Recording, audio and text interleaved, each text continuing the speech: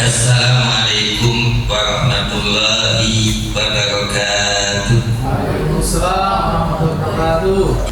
Alhamdulillah, kita panjatkan syukur kehadirat Allah Subhanahu wa taala atas nikmat, atas karunia yang Allah berikan kepada kita,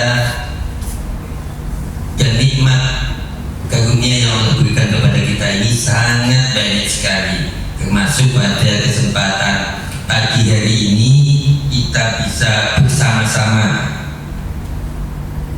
mengikuti atau berada di ruang ini dalam kegiatan sosialisasi sekolah berintegritas dan penyuluhan anti korupsi.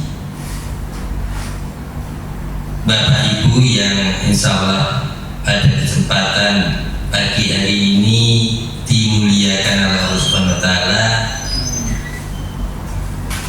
Jadi perlu Bapak Ibu ketahui semua bahwa SMK Negeri 1 Ampel Gading ini sejak bulan Oktober ini nanti ditetapkan sebagai sekolah berintegritas.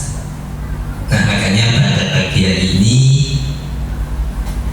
insya Allah nanti sampai beberapa waktu yang akan datang kita ada sosialisasi terkait sekolah berintegritas dan penyuluhan anti korupsi. Tapi sebelum kegiatan yaitu sosialisasi dan juga penyuluhan anti korupsi ini ada semacam tes yang Bapak Ibu kerjakan dulu, kurang lebih hanya 10 soal sebentar lah, 10 menit maksimal itu. Nanti saya kirim ke Pak Ridwan, mungkin bisa dikirim di Bapak Ibu yang lain atau dikirim di grup guru BK ini. Ya, saya lihat dulu. Ya, silakan nanti dikerjakan dulu kurang lebih.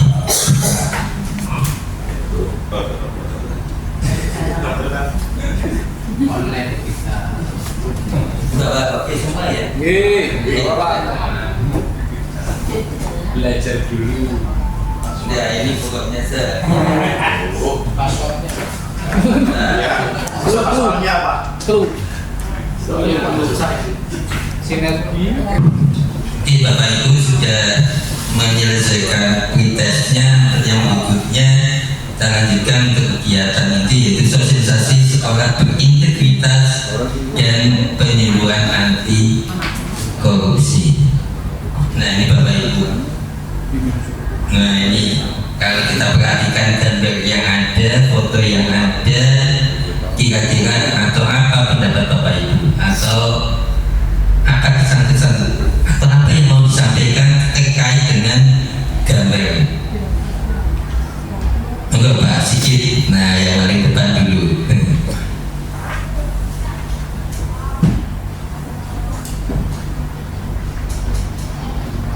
Kelihatan gambarnya ya Pak, sedikit ya. Iya.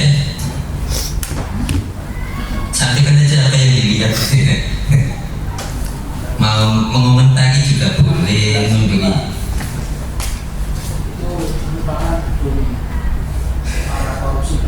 Oh, gedung para korupsi. Tapi belum kelihatan tulisannya ya Pak Siddiq. Lah gedung ya. Apa ada lagi yang mau mengomentari tadi terkait dengan gambar yang ada?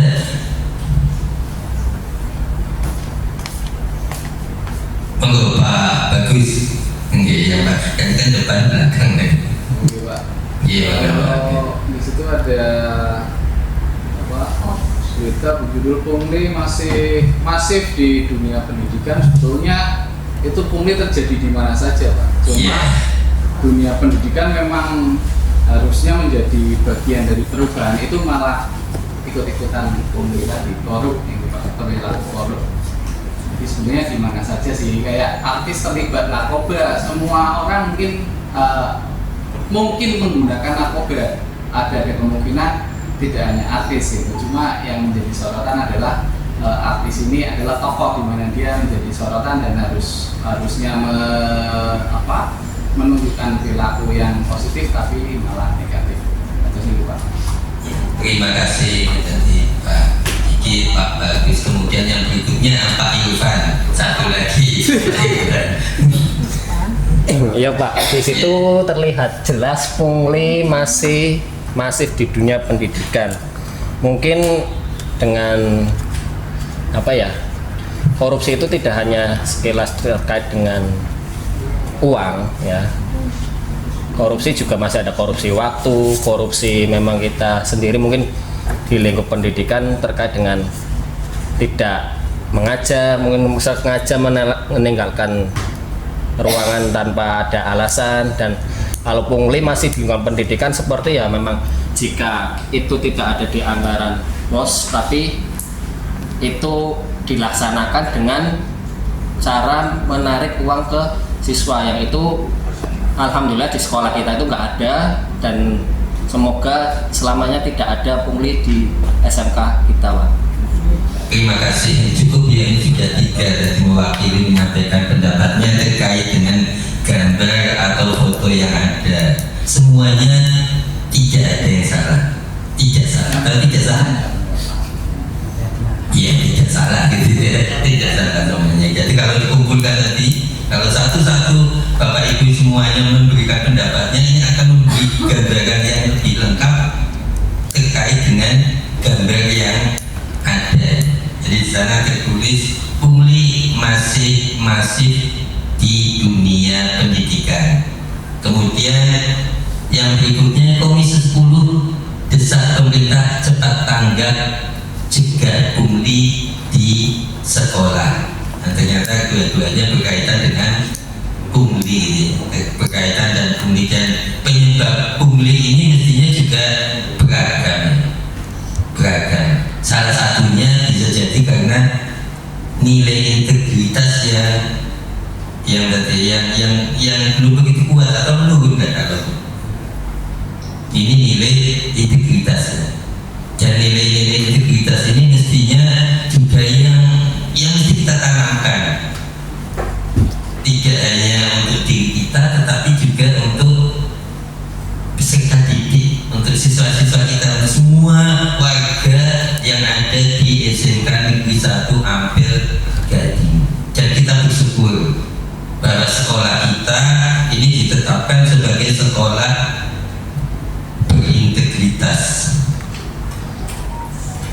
Jadi penetapan sekolah integritas ini yang ditetapkan oleh keputusan Kepala Dinas Pendidikan dan Kebudayaan Provinsi Jawa Tengah nomor 420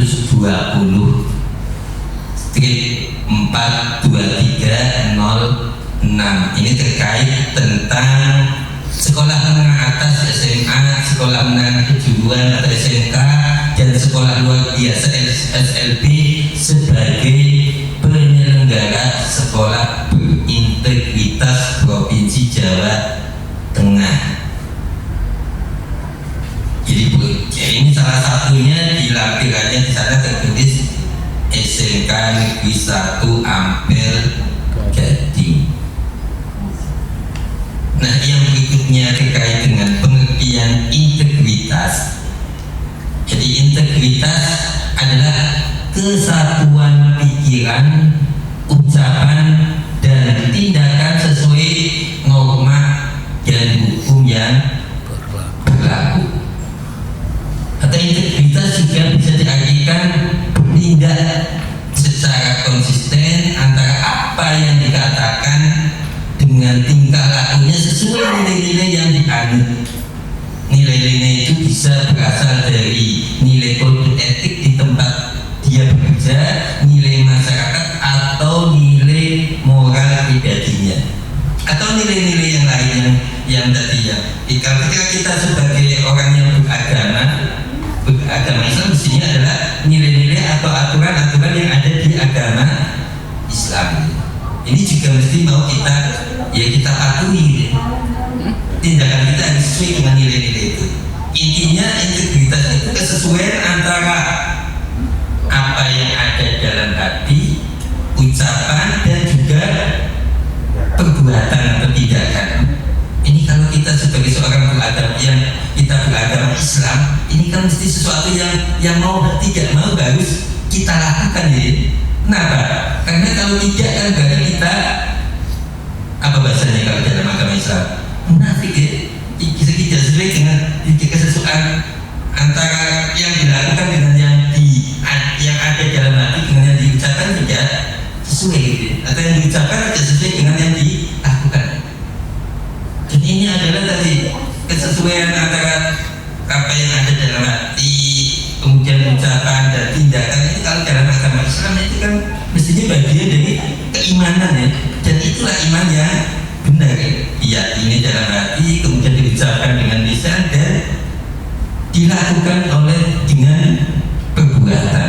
Dilakukan dengan perbuatan. Jadi integritas ini yang mau tidak mau harus ada. Kemudian terkait dengan integritas ini, nah ini nilai-nilai integritas atau nilai-nilai anti korupsi. Kenapa integritas ini bersandingan dengan anti korupsi? Kenapa? Karena integritas dengan korupsi ini adalah sesuatu yang sangat bertentangan, sangat berlawanan gitu. Sehingga kalau sangat berlawanan dengan korupsi, yang anti korupsi ini kan juga sangat berlawanan dengan korupsi. Jadi anti korupsi ini tidak lain adalah ya dia ketika tadi berintegritas ya dia anti korupsi, dan dia anti korupsi dia mestinya integritasnya baik. Nah terkait dengan nilai integritas atau nilai-nilai integritas atau nilai anti korupsi itu ada 3 bagian. Jadi ada 3 bagian. Yang pertama berkaitan dengan nilai inti, kemudian nilai sikap dan etos kerja.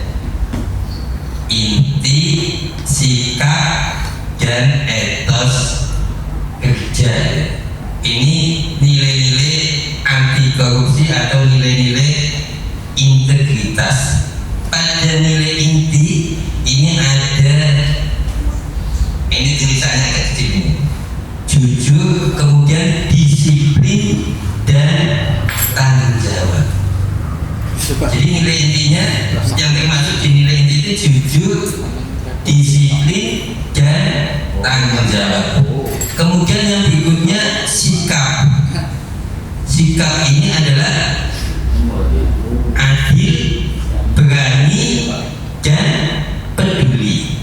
Adil, berani dan peduli. Kemudian yang etos kerja. Etos kerja ini apa etos kerja? Kerja keras, kemudian mandiri dan sederhana. Kerja keras, mandiri dan sederhana. Nah, nilai-nilai ini kan sebetulnya kalau itu ada 9 nilai, itu adalah nilai-nilai yang memang mesti mau tidak mau kita sebagai bapak ibu guru untuk menguatkan yang ada pada peserta didik gitu ya. Ini adalah nilai-nilai yang ada di profil pelajar Pancasila. Dan nilai-nilai ini mestinya adalah nilai-nilai luhur bangsa Indonesia gitu. Artinya sejak nenek moyang kita itu sudah ada, dan sampai kita lahir kemudian sampai pada peserta didik itu sudah ada. Hanya saja karena pengaruh lingkungan, kemudian media sosial dan seterusnya, bisa jadi nilai-nilai ini semakin luntur gitu, semakin menipis ya. Nah ini yang mau tidak mau kita sebagai pendidik bagaimana kemudian menguatkan nilai-nilai yang ada ini. Itu untuk menguatkan ya bagaimana profil pelajar Pancasila ini semakin kuat ya. Ini terkait dengan nilai-nilai integritas atau nilai-nilai anti korupsi. Dengan demikian maka sekolah berintegritas ini mestinya adalah ya suatu keharusan gitu ya. Tidak hanya ketika kemudian dapat pendidikan sekolah berintegritas, tetapi kalaupun tidak ada SK sekolah berintegritas yang mau tidak mau ini harus ada. Kenapa? Karena ini adalah nilai-nilai yang kita kuatkan pada peserta didik. Ketika kita bagaimana menguatkan, mengembangkan nilai-nilai yang ada pada peserta didik ini, mestinya juga kita berupaya untuk mencontohkan nilai-nilai ini mesti ada pada kita, mesti ada pada kita. Kemudian terkait dengan tata kelola sekolah berintegritas, ini di tata kelolanya itu ada terkait dengan kepala sekolah, kemudian guru dan OSIS. Kemudian indikator-indikatornya untuk kepala sekolah itu ada indikator keberhasilannya ada 16 indikator. Sedangkan untuk Bapak Ibu guru ini indikator keberhasilannya ada 4 dan OSIS ada 3. Ini indikator-indikator ini mestinya tadi dipenuhi pada proses kegiatan-kegiatan yang ada di sekolah, baik oleh kepala sekolah, oleh Bapak Ibu guru maupun oleh OSIS, oleh semua warga SMK Negeri 1 Ampel Gading ini. Ini sekilas terkait dengan sekolah berintegritas. Sehingga ini mestinya sudah ada pada kita, tinggal bagaimana kemudian kita kuatkan, kita kembangkan. Karena nilai-nilai ini adalah nilai-nilai luhur bangsa Indonesia. Kemudian yang berikutnya berkaitan dengan penyuluhan anti korupsi. Kita nanti akan menjelaskan anti korupsinya. Kalau anti korupsi tadi kan integritas ya. Kita jelaskan berkaitan dengan, nah ini berkaitan dengan pengertian korupsi. Ada beberapa pengertian korupsi yang ada. Ini ada beberapa di antaranya berkaitan dengan yang oleh Transparency International. Ini korupsi adalah perilaku pejabat publik. Jadi perilaku pejabat publik, politikus atau pegawai negeri yang secara tidak wajar dan legal memperkaya diri atau memperkaya mereka yang dekat dengan kekuasaan dengan cara penyalahgunaan kekuasaan publik yang dipercayakan kepada mereka. Ini salah satu pengertian korupsi. Kemudian pengertian korupsi yang lain yang menurut hukum Indonesia, korupsi adalah perbuatan melawan hukum dengan maksud memperkaya diri sendiri, orang lain, baik perorangan maupun korporasi yang dapat merugikan keuangan negara atau perekonomian negara. Undang-Undang Nomor 31 Tahun 1999, Junto Undang-Undang Nomor 20 Tahun 2001, ada 30 delik tindak pidana korupsi yang kemudian dijadikan menjadi 7 jenis, yaitu kerugian uang negara, penyuapan, pemerasan, penggelapan dalam jabatan, kecurangan, benturan kepentingan dalam pengadaan barang dan jasa, serta gratifikasi. Ini 7 dari 7 yang dikelompokkan jadi 7 yang terkait dengan korupsi tadi. Kemudian korupsi ini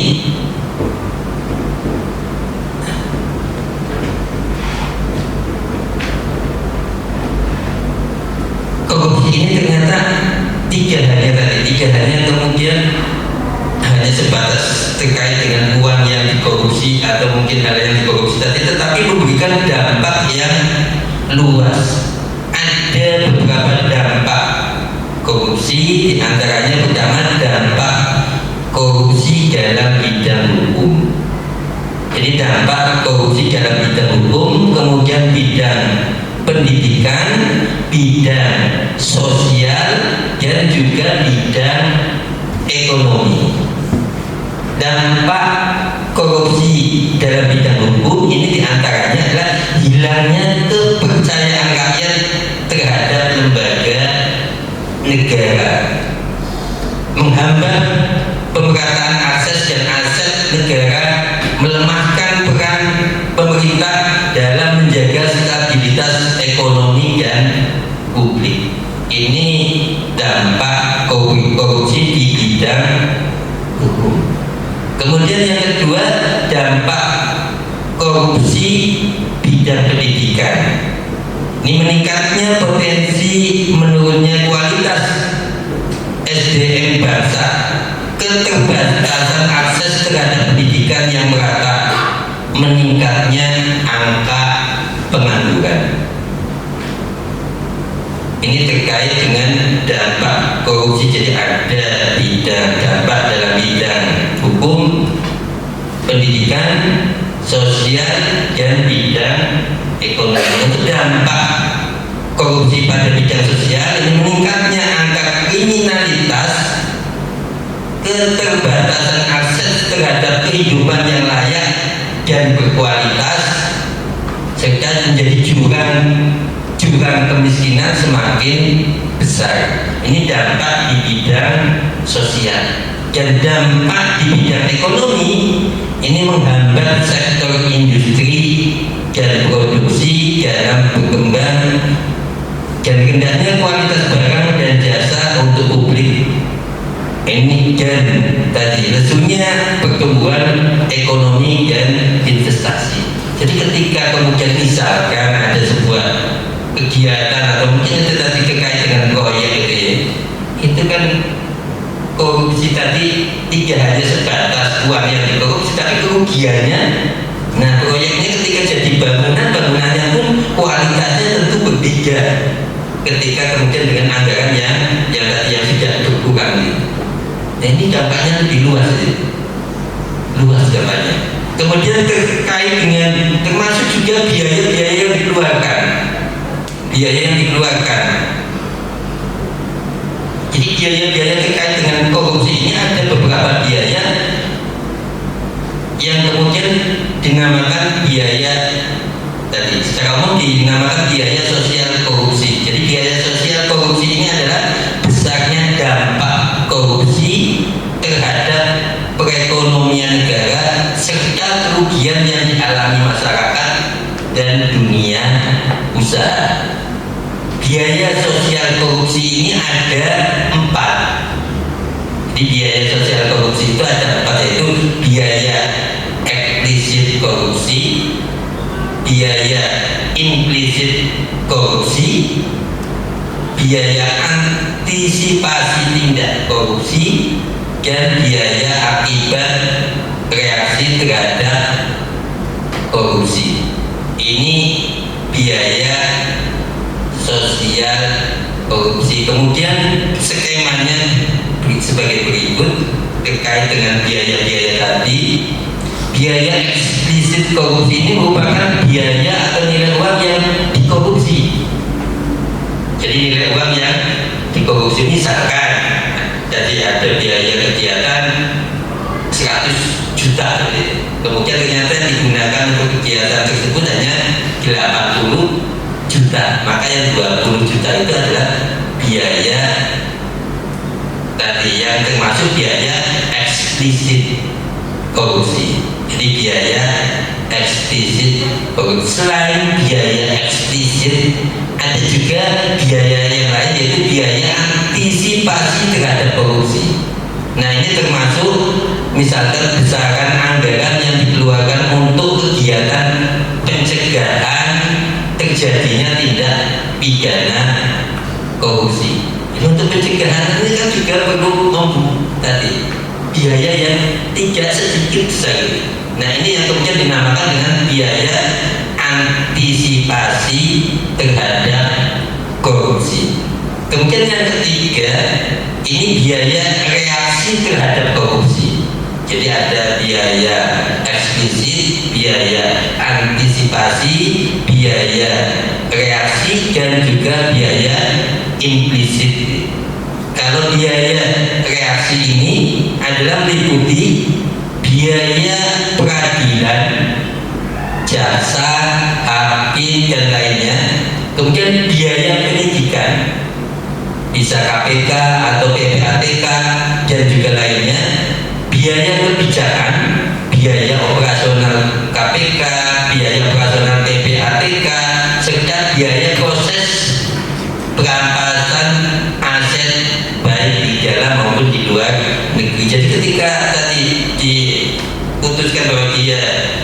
kemudian aset-asetnya diambil, nah untuk proses itu juga butuh biaya.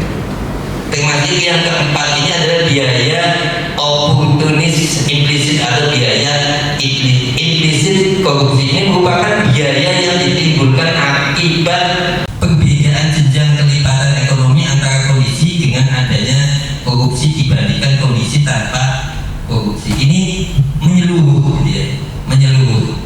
Yang kalau digambarkan tadi skemanya yang paling banyak, paling besar itu adalah biaya yang keempat tadi, ya. Biaya yang keempat karena menyeluruh semuanya tadi. Ini biaya terkait dengan biaya implisit dari biaya ini. Jadi sekali lagi ini terkait dengan korupsi. Jadi korupsi itu memberikan dampak yang luas, sehingga ya mau tidak mau kita berupaya bersama-sama gitu, bersama-sama untuk mari kita berupaya untuk ya menguatkan nilai-nilai integritas kita, ya. Insya Allah ketika nilai-nilai integritas ini semakin kuat, maka dengan sendirinya korupsi ini juga semakin jauh dari kita, ya. Atau kita akan semakin terhindar dari korupsi, atau keinginan untuk korupsi ini semakin kecil. Jadi ketika nilai-nilai integritas ini semakin menguat ada pada kita, dan tadi nilai-nilai integritas itu ada satu nilai-nilai yang atau nilai anti korupsi ini ada nilai-nilai yang dikembangkan, dikuatkan.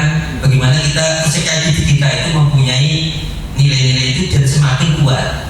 Nah, untuk mengembangkan tadi, untuk menguatkan tadi, mestinya kita juga sama memberikan contoh bahwa nilai-nilai ini pada yang ada pada diri kita ini juga semakin kuat terkait dengan nilai integritas ini. Demikian yang bisa kami sampaikan terkait dengan sosialisasi dan juga penyuluhan anti korupsi. Walaupun belum semua materi tadi, mestinya ketika kami mengikuti materi penyuluhan anti korupsi secara online, kita juga tadi apa materi-materi itu disampaikan tadi ketika saat penyuluhan tadi secara bertahap. Lain waktu insya Allah nanti kalau ada kesempatan yang lain kita lanjutkan berkaitan dengan materi yang lain. Itu yang bisa kami sampaikan, kurang lebihnya mohon maaf. Assalamualaikum warahmatullahi wabarakatuh. Waalaikumsalam. Kami kembalikan pada kita teruskan pada tetap masih judul yang sama, ya betul Mbak, yaitu sosialisasi sekolah berintegritas dan anti korupsi. Untuk itu pada Bapak Sudirman dipersilakan.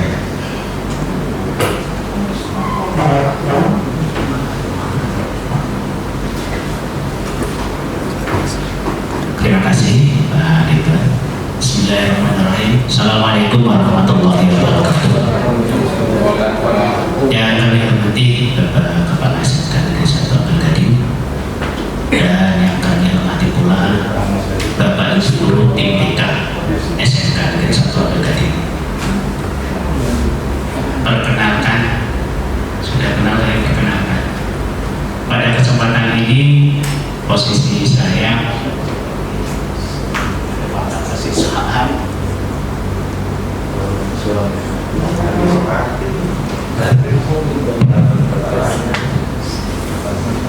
jadi posisinya adalah sebagai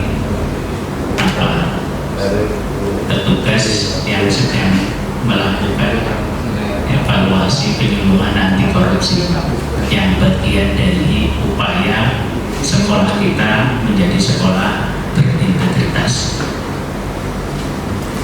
Bapak Ibu yang kami hormati, semoga kesehatan, ketentraman, kedamaian kita dapatkan semua, sehingga pada siang hari ini kita bisa melakukan aktivitas dengan sebaik-baiknya. Baik, oke. Untuk pertemuan materi saya ini berkaitan dengan lanjutan dari Bapak Kepala tadi, dari integritas. Saya akan mengulang apa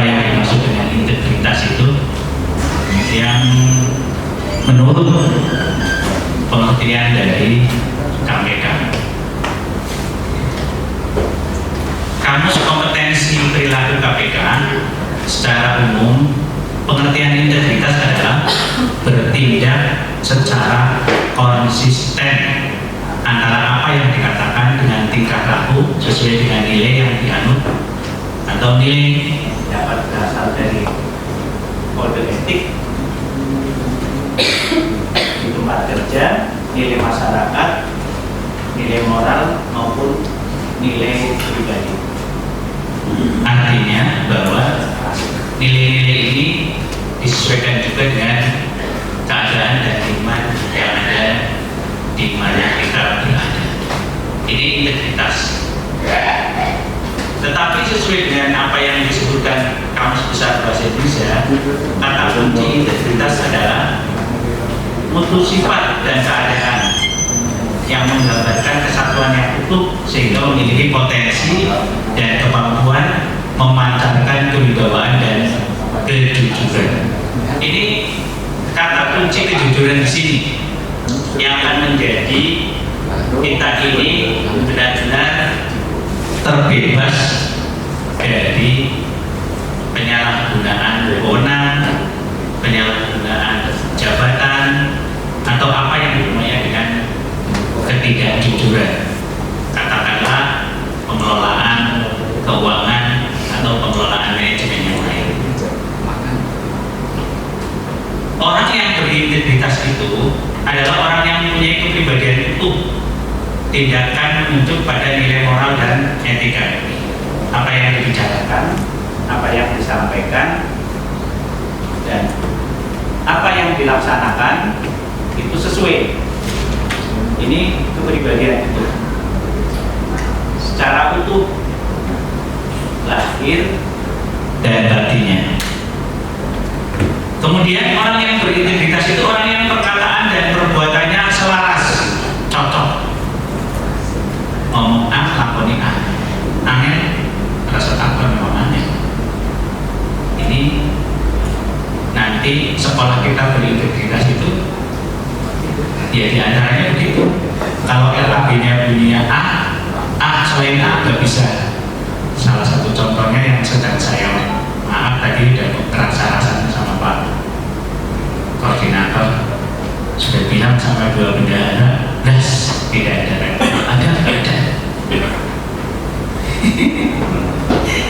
Ini mungkin bagian dari mau integritas juga saya tidak tahu. Akhirnya saya bersalah sama pembina, bagaimana Kak? Wes dulu nanti strateginya nanti mau cara yang etis dan yang mana agak susah. Ini dilema. Kegiatan sudah ada, pelaksanaan sudah ada, secara hukum cukup, tetapi gara-gara tidak tercantum di sana susah untuk merealisasikannya. Ini mungkin sama dengan perkataan dan perbuatannya yang selaras itu. Jadi nanti Bapak Ibu yang di tim BK kalaupun mengajukan kalaupun nanti mengajukan ya jangan banyak-banyak.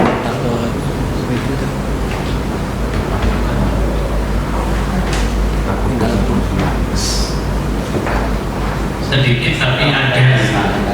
Mungkin insya Allah kedepannya kalau berintegritas kita lebih banyak duduk daripada kita bekerja. Apa iya? Tidak juga sih, karena integritas itu sudah lari ke hati. Tadi itu. Orang yang berintegritas itu orang yang patuh pada kode etik yang telah disepakati, termasuk tidak melanggar sumpah jabatan. Sumpah jabatan kita sebagai PNS itu. Tidak tergoda melakukan penyelewengan dengan wewenang yang dimiliki. Tidak boleh konsumerisme dan hedonisme, tata nilai dan ukuran moral masyarakat yang salah, manusia terpukau dan terbudaya oleh uang dan kekuasaan. Ini hal-hal yang tidak diperbolehkan.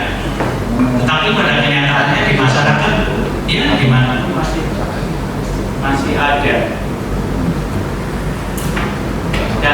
masa kita ini menjadi sekolah berintegritas, ya hal-hal seperti ini nanti dihilangkan mungkin agak susah, tapi setidak-tidaknya mulai disisihkan. Dan caranya bagaimana? Kata kunci selesainya pada orang yang berintegritas itu juga orang yang menjadi panutan semua dalam apa sih ya tadi, dalam perkataan dan perbuatannya. Hari ini bisa, besok tidak bisa, mulai susah lagi. Ini Bapak Ibu hebatnya masalah integritas, hanya kata-kata integritas, tetapi dampaknya sangat luar biasa. Sekolah kita sudah sekolah RSBI, sekolah unggulan, sekolah PK. Nah ini integritas. Ini yang integritas ini saya dapat info kemarin. Bendahara habis Zoom itu nanti sebagian dari biaya bos yang tidak terbiasa akan terbiasa senyum-senyum ini bagiannya. Maka aktivitas kegiatan sekolah yang hubungannya dengan itu amat sangat akan berkurang. Amat sangat berkurang. Saya jadi ingat ketika saya studi banding ke SMK 7 Semarang. Dari sini rombongan satu bis pada saat itu Pak Azhar masih ingat mungkin, saking sekolah berintegritasnya mungkin, sehingga kamu saja membawa perbekalan sendiri di kota. Almarhum dulu ya, salah satu yang botol-botol. Ini Bapak Ibu gambarannya kalau sekolah nanti kita menjadi sekolah berintegritas. Sudah melihat pengertiannya saja kita sudah mulai mengkerut. Tenang Pak, ekstra pramuka tidak dihapus.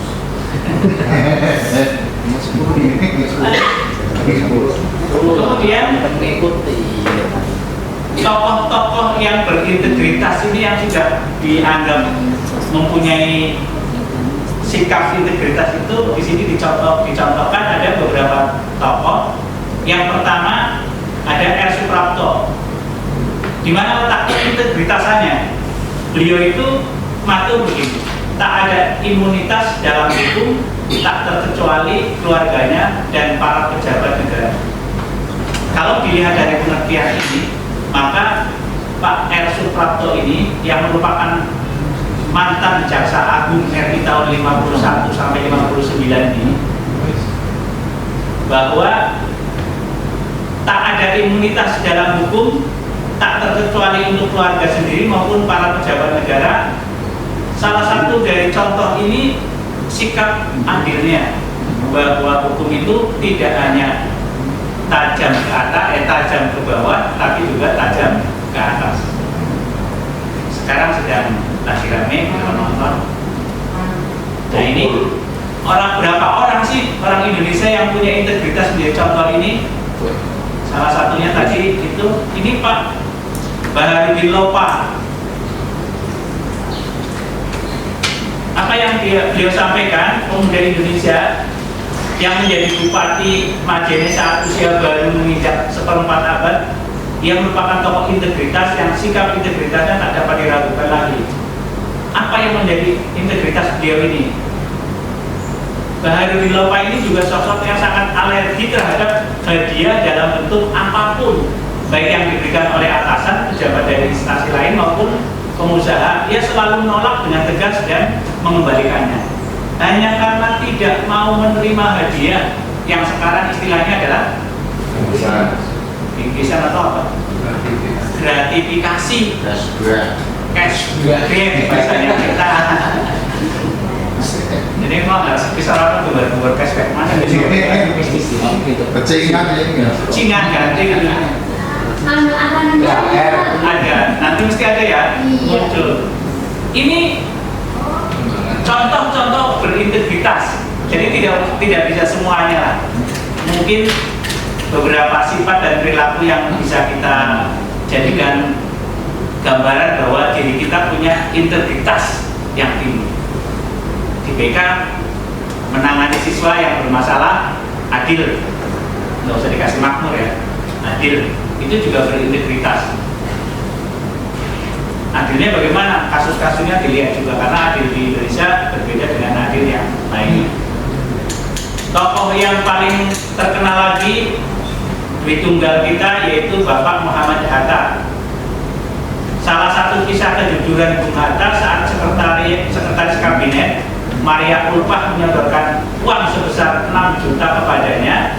Uang tersebut merupakan sisa dana non budgeter untuk keperluan operasional selama ia menjabat sebagai wakil presiden.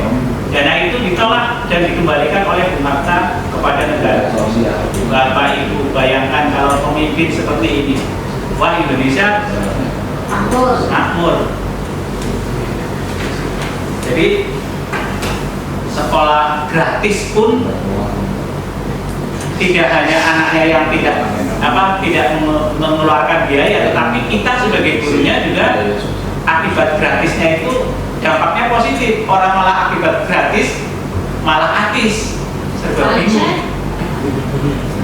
Contoh yang ada di negara yang sudah maju gitu, di New Zealand dan Finlandia itu sekolahnya gratis, pendidikannya tinggi, tetapi bapak ibunya memang terjamin dalam tanda kutip. Bagaimana ini? Nah, tetapi karena ini masih proses, saya tidak tahu sampai kemana. Tadi jawabannya bapak juga begitu. Proses ini kita menerima. Bagaimana biar usaha menerima? Usahanya bila memungkinkan. Ini contoh dari tokoh integritas yang terbaru adalah Royadin. Ini seorang polisi lalu lintas yang menolak sekalipun ini pejabat ini. Saat itu Royadin tengah berjaga lantas di Jalan Mataram, sekarang Jalan MT Haryono. Di saat yang sama Sultan Hamengkubuwono IX melewati jalan tersebut dan melanggar lalu lintas terbukti. Royadin dengan tegas tetap menilang Sri Sultan, walaupun dalam benaknya berkecamuk, dia tetap pada suara hatinya, yaitu melawan kebatilan. Kalau kita ya berat ya. Integritas itu memang sangat-sangat berat dan sangat luar biasa. Bapak Ibu, ini yang dapat saya sampaikan, tidak usah terlalu banyak untuk penekanan tadi. Aslinya sih masih banyak, tapi kasihan. Nanti kita ketemu lagi saja, dan setelah ini nanti ada di OSIS tentang penyuluhan anti korupsi juga. Saya menekankan pada integritas karena inti kesuksesan dari anti korupsi ini adalah sikap integritas kita menghadapi kenyataan yang ada. Cukup gitu? Apa kalau mau tambah ya boleh. Biar hemat, cermat, dan tidak banyak karena nanti diedit lagi kapasitasnya. Terima kasih Bapak Ibu atas perhatiannya. Akhirnya saya tutup dulu. Wabillahi taufiq wal hidayah. Assalamualaikum warahmatullahi wabarakatuh. Waalaikumsalam warahmatullahi wabarakatuh. Silakan kembalikan ke pembawa acara pada Pak Koordinator. Silakan Pak. Terima kasih kepada Bapak Suprimat yang menambahi kaitannya dengan sekolah anti korupsi. Mudah-mudahan ini bekal yang ada di diri kita kaitannya dengan jujur, disiplin, tanggung jawab, adil, ya, kerja keras, mandiri, mudah-mudahan semakin diperkuat. Tadi sahabat seperti apa yang dikatakan oleh para kepala iman kita, untuk meningkatkan iman kita, apa yang kita ucapkan, ya, apa yang ada di hati selalu ucapkan, lalu kita kerjakan. Mudah-mudahan pertemuan pada pagi hari ini memberikan suatu manfaat pada kita semua, khususnya kami di Guru BK di dalam menghadapi anak-anak kita, ya, memberikan suatu contoh pada anak kita. Mudah-mudahan setelah lulus dari sini anak kita tertanam sifat anti korupsinya. Ya. Pada Bapak Ibu yang terhormati, pada Bapak narasumber, ya, belum tutup pada acara pagi hari ini, kami selaku pembacara apabila ada tutur kata yang kurang berkenan di hati Bapak Ibu, kami mohon maaf yang sebesar-besarnya. Kita tutup dengan bacaan hamdalah, alhamdulillahirobbilalamin. Kita akhiri, assalamualaikum warahmatullahi wabarakatuh. Waalaikumsalam.